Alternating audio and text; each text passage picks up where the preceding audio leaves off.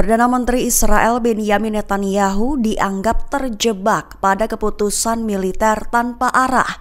Kekuasaannya di Israel pun diklaim telah berada di ujung tanduk. Mengutip Tribun News pada 7 Oktober, pernyataan ini merujuk pada terjadinya ketegangan di dalam kabinet Israel. Adapun retaknya hubungan politik ini terjadi buntut perbedaan arah kebijakan militer Israel di jalur Gaza. Sumber internal di Tel Aviv menyebutkan beberapa pejabat tinggi menilai pendekatan Netanyahu terhadap Gaza terlalu keras dan tidak memiliki strategi keluar yang jelas. Menuding Netanyahu terjebak pada keputusan militer tanpa arah diplomasi yang konkret. Sikap keras inilah yang disebut justru menimbulkan ketegangan di dalam kabinet. Lantas sejumlah koalisi oposisi yang dipimpin Yair Lapid dan mantan Perdana Menteri Naftali Bennett dilaporkan menyusun langkah besar tujuannya untuk menumbangkan dominasi Netanyahu yang telah memimpin Israel hampir 2 dekade. Keduanya dikabarkan diam-diam menggelar pertemuan pada malam menjelang perayaan Hari Raya Yahudi Sukkot pada Senin 6 Oktober 2025 kemarin. Kepala Staf IDF Letnan Jenderal Eyal Zamir menempatkan pasukannya dalam siaga tertinggi jelang Sukkot. Diklaim sebagai upaya antisipasi luncuran rudal Hamas dari jalur Gaza. Mengutip The Times of Israel pada 7 Oktober, langkah ini diambil usai Zamir dan petinggi pasukan IDF lainnya melakukan penilaian pada Senin 6 Oktober kemarin. Lebih tepatnya pengumuman militernya adalah Zamir telah menginstruksikan militer untuk meningkatkan tingkat kewaspadaannya ke tingkat tertinggi di tengah hari libur Sukkot. Juga menginstruksikan bahwa upaya pertahanan akan menjadi upaya utama hingga akhir masa liburan.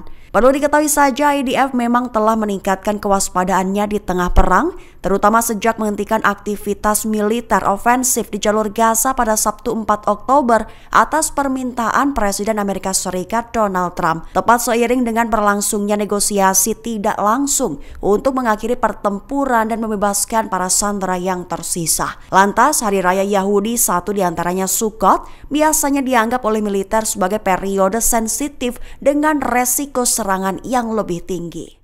Kementerian Luar Negeri Republik Iran mengeluarkan pernyataan resmi memperingatkan dunia harus waspada pada kelicikan Israel dalam memenuhi janji gencatan senjata. Mengutip Tribun News pada 7 Oktober, pernyataan Kemenlu Iran ini diungkap bersamaan dengan klaim yang dikeluarkan Presiden Amerika Serikat Donald Trump pada 6 Oktober 2025. Iran menilai bahwa Israel sering menandatangani kesepakatan gencatan senjata untuk mengamankan keuntungan politik atau militer sementara. Namun dianggapnya juga bahwa pada akhirnya Israel gagal menepati komitmen awalnya. Sehingga selain melontarkan peringatan mengenai kelicikan dan juga manipulasi kesepakatan oleh Israel, Iran juga menuntut agar masyarakat internasional menegakkan hak rakyat Palestina, mengawasi dan menuntut pertanggungjawaban Israel atas kejahatan perang dan pelanggaran hak asasi manusia menjadi langkah penting, terkhusus untuk mencegah terulangnya kekejaman dan genosida yang berlangsung di Gaza. Iran juga menyatakan kesiapannya berpartisipasi aktif dalam bantuan kemanusiaan bagi rakyat Gaza, menekankan bahwa akses bantuan darurat harus diberikan tanpa hambatan untuk menyelamatkan nyawa warga sipil. Pemerintah Mesir dalam laporannya menyatakan bahwa perundingan putaran pertama berakhir dalam suasana positif, terkhusus soal gencatan senjata antara Hamas dan Israel di jalur Gaza. Mengutip Tribun News pada 7 Oktober, hal ini dilaporkan oleh media yang terkait pemerintah Mesir, Al-Qahira News pada 7 Oktober 2025. Adapun perundingan tidak langsung ini telah dilakukan pada Senin 6 Oktober bertempat di resor Laut Merah Mesir, Sharm el-Sheikh. Antara Hamas dan mediator diklaim mengisyaratkan dukungan terhadap rencana perdamaian Presiden Amerika Serikat Donald Trump. Rencana Trump itu mencakup gencatan senjata yang memungkinkan pembebasan semua sandera Israel dengan imbalan ratusan tahanan Palestina. Lantas, putaran perundingan pertama kemarin diklaim berakhir di tengah suasana positif. Juga dilaporkan bahwa pembicaraan akan masih berlanjut pada Selasa 7 Oktober 2025 waktu setempat.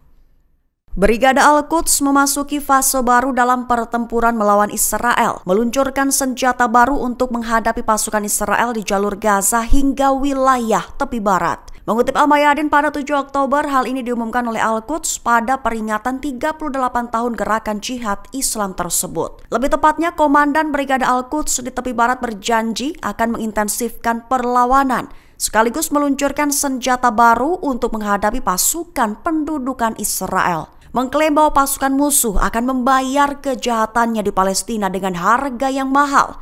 Memperingatkan bahwa hari-hari mendatang akan mengungkap sejauh mana persiapan perlawanan. Seraya menambahkan bahwa musuh dan dunia akan menyaksikan bahwa tepi barat tidak dapat ditundukkan, menandakan peningkatan kesiapan operasional di seluruh wilayah di tepi barat.